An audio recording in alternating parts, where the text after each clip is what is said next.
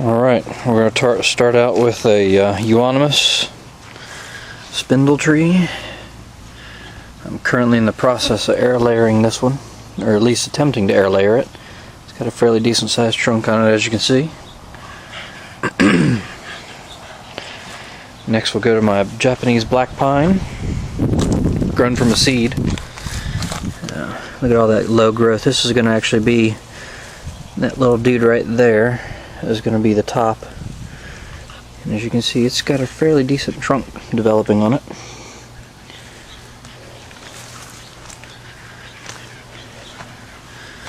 Next is a chalk bark maple, collected 1 year ago, actually 2 years ago, 2 seasons ago. And I'm trying to get to the front of it here. Here's the potential front of the tree. It's obviously doing very well. Next up is the failed attempt at a winged elm. Did not sprout anywhere at the top at all. Got some growth down here at the bottom, which isn't doing me any good at all. I'm still remaining hopeful. I mean, this is a sign that at least something's still alive, but hey, it didn't cost anything. It was worth any attempt.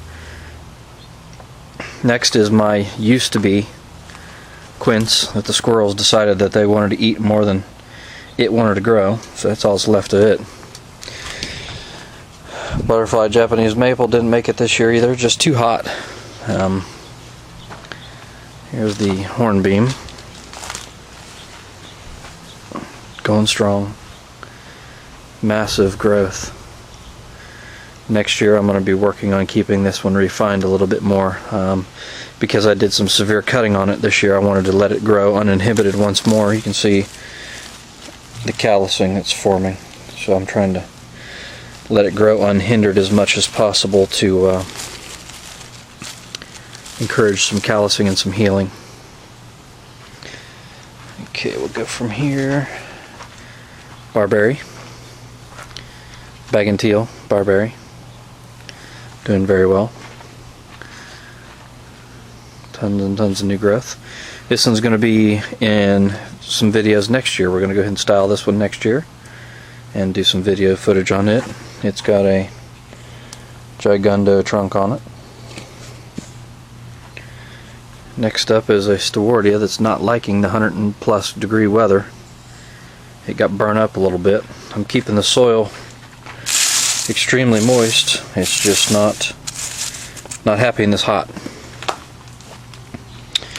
Move from there to what I used to think was a Zelkova, but Internet Bonsai Club is a online forum that I'm a member of, and some of the folks that are on there are helping me to try to identify this. We're down to Ulmus americana, which is the American elm, or potentially a hop hornbeam. I haven't seen this one actually produce any kind of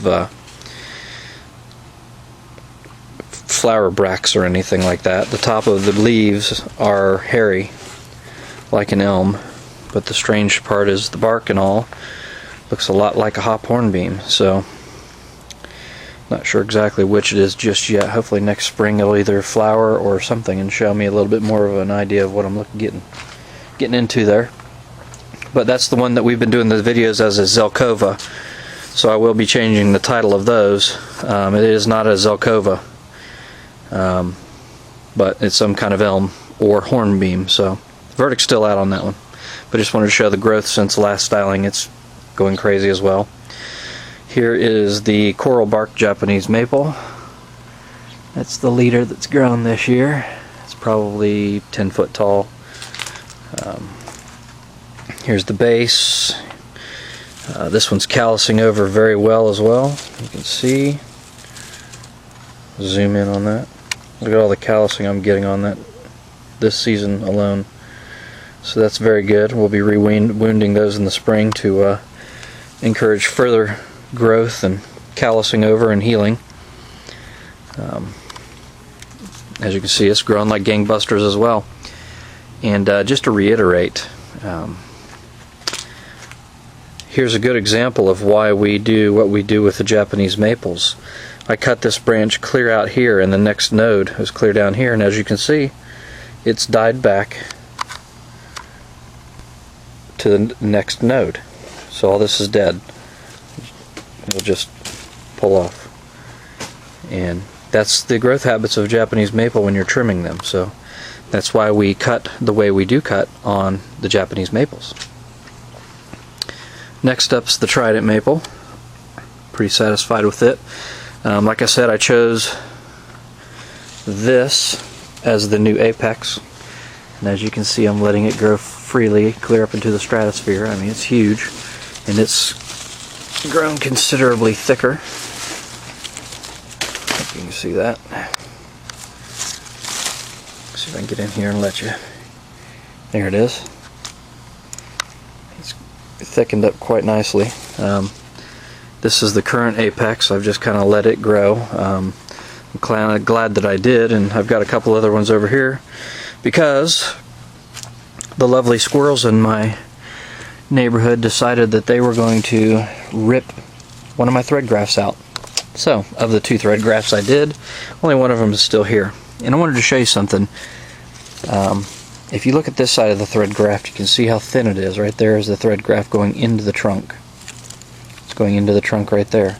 And look at the exit of the thread graft. It's about twice as thick as where it goes in. That's how you can tell if a graft is taken or not. This graft is obviously taken because all the energy is diverting from the trunk to this branch now.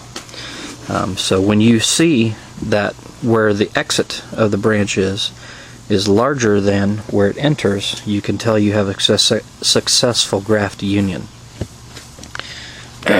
I'm going to continue to let it grow freely. Right there's the very end of it at this point, and I will be regrafting another branch on the other side next year. And hopefully I can keep the daggone squirrels away from it. This is our nursery collected Japanese Trident maple. As you can see, it is just going gangbusters. We've got tons of branches here, there, and everywhere. And I'm doing just what I wanted to do with this. I'm just letting it grow freely this year to regain some strength and some energy. And we will be doing some styling and some carving and some selection work on this in the spring. I'm not getting any decent back budding in the back of the tree as of yet. It is still viable. Every once in a while I come out here and I'll mark the bark and there'll be green underneath there, so I'm hoping eventually that we'll get some back budding back here. Now, one thing I have noticed, if you see these holes, those are wood borers. So there I do have some wood borers in this tree, and I've been treating it for the wood borers. So hopefully they haven't destroyed the whole ton of this back side of the tree. I do have some stuff down low, but it's too close to the bottom of the tree to do us any good. But I'm letting it grow there anyway. I'm hoping to get some viable buds, maybe out of this region or somewhere along the upper parts of the tree. There's some bud sites here, there, and everywhere on the back side.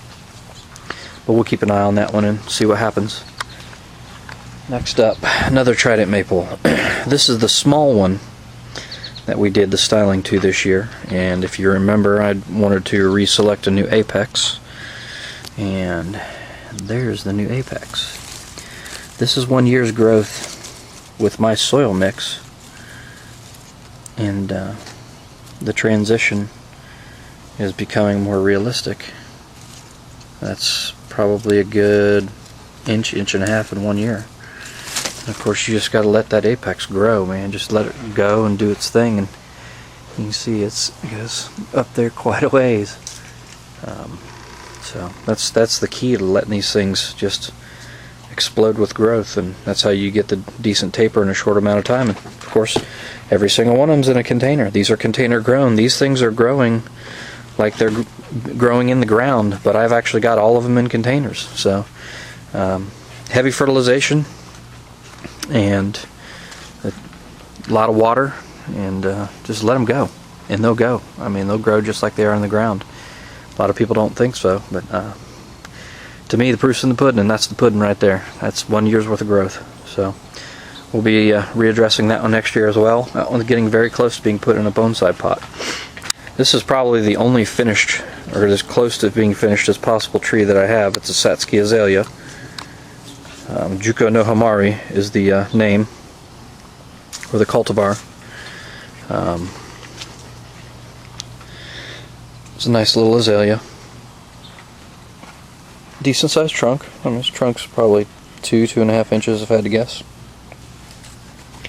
Got it in a little bit oversized pot for what the tree is, and the reason being is because we've been having such hot summers here, 102, 103, 104 degrees, and I need the additional room in the pot for the soil. This is sphagnum moss I put on the top as well to help retain moisture in the soil. As you can see, it's growing in straight kanuma, and as long as it's moist like that, you're doing good. But once it gets dry, it looks like this, that's a problem. So that's the key to keeping this sphagnum moss in here. It keeps the humidity in the soil, which makes the tree happy. Next up is our broom style corkbark elm. This is actually the back side of the tree. I rotate my trees on a regular basis so they all get equal amount of sunlight and water and growth. This backside got ravaged by squirrels, and the side branch got ravaged by squirrels, and the front was starting to take over. As you can see, I still have squirrels digging in my soil. I don't know what to do with these daggone squirrels other than poison peanuts or something like that to get rid of them. But letting that one do its thing just like the rest, and we'll be restyling that one as well come fall or spring. Next up, squirrels digging in it as well, is my other chalk bark we styled this year. It's doing well. You see how the leaves are kind of curled on it. It's a little bit dry. Well, I say it's dry, it's not really dry, but seems to do that in the hot summer. Maybe it has something to do with the temperature and the amount of humidity that we receive. But it's coming along. It's coming along. Not as fast or as well as I'd like it to, but we're not giving up on it either. Put that back. Next up, this is a Miami crepe myrtle that I've been dealing with for a little while. I got this tree for $25 at a nursery, and that's the reason I bought it. Look at that wiggle. That has got some phenomenal movement right there. And just like all the rest, I cut it down to a stump, and these are all the new branches that formed, and letting them grow to get a little bit thick. I'm going to have to wire this thing pretty quick. Once these start hardening off like this, it's going to be a little bit more difficult to wire them into position, so might be doing a video here pretty quick on this one, wiring these branches. It's got a really decent nabari. Like I said, nice movement down low. It's got these pretty pink flowers on it. It's a little thirsty right now. You can see how kind of everything's droopy, but I'd much rather see that than a tree that's overwatered and getting root rot, because that can kill the tree quicker than lack of water. But this is how I test soil moisture. I just dig my finger in there, and if you got soil that sticks to your finger, I mean, you can use, this is your best soil depth gauge, or your soil moisture gauge is your fingers. I mean, it still has moisture in the soil. This thing just likes to drink water big time. Another one that didn't make it because of wood borers, or, well, you can see it's pretty much toast. Bald cypress. You see how it's just inundated with wood borers. I've tried everything I can on this bald cypress to get rid of these wood borers, and just nothing seems to work. So another lost one. You live and you learn. If you're not killing trees, you're not learning. I hate to kill trees, but it's just part of the learning process. Next up is another corkbark elm that I grew from a seed. Just kind of letting it grow, letting it go. So we get a thickened up trunk, and it goes way up there. It's probably 7-8 foot for the leader. This is an unknown. I don't know. I want to say it's hawthorn, but it doesn't have thorns. It's got a leaf very similar to a Japanese hawthorn. Not real sure what this is, but it does not have really a thorn on any of the new growth. I don't see any thorns anywhere. It hasn't flowered for me or anything like that, so I'm really not sure exactly what it is. I got it for free. It's got a really nice nabari on it, some good taper. Got some good taper up to there. I'm just kind of experimenting with it and we'll see what comes of it. Next is Acer Campestre, or a hedge maple. This year, this one's also grown from a cutting. That was my first chop. There's my second chop, and the new apex, just letting it go. That's how I develop them. Just let them go crazy. This is from here at the initial chop site all the way up to here, which is the apex, is all 1 year's worth of growth, and it's still going. So you see the kind of growth I can get out of a cement mixing container. And it's got measurements right here. If you see, it's 21 inches. This is actually a 24-inch by 12-inch container that this is growing in. That's what the majority of all of them are growing is, a 24 by 12. Water the heck out of them and feed the heck out of them, and that's the kind of growth you get. Next up, crepe myrtle Fantasy is the name of this one. This one was done this past fall, well, not fall, I'm sorry, late winter, early spring is when I did this one. It's a nursery material that was collected. I did all my initial selection of the front of the tree. Decided to do a twin trunk out of this one. I got this tree because of the bark. I mean, look how red and rust colored the bark is, and it gets darker and darker and darker as it goes, and it's just very, very beautiful. I believe Natchez is another one that is a cross. Either this has Natchez in it, or Natchez was crossed with this one in something else to form it. Did not get any flowers on it this year, which, you know, first year after a cut you don't typically. It's doing the same thing. These crepe myrtles are just water thirsty. No matter how much water you put on these things, they just do this with the leaves. And I think, like I said before, a lot of that has to do with the heat as well. There's my cut sites. There's a big branch coming out of here, big branch coming out of here. I did cut those off. You can see another one up there. There's another one back here, and then the tops here, here, here. Everything's calcing over really well. Everything's healing over. This is the cut paste that I use that's in the tube. It comes out like the consistency of glue. Decent Nabari. Need to water these things this afternoon again. Next up, Pyracantha. Just letting it do its thing as well. I'm going to have to style this one pretty soon. Now these bad boys, they call them Firethorn. Of course, is a common name. Every single node on this tree has a thorn, and that's why they call it Firethorn. Next up, Washington Hawthorn.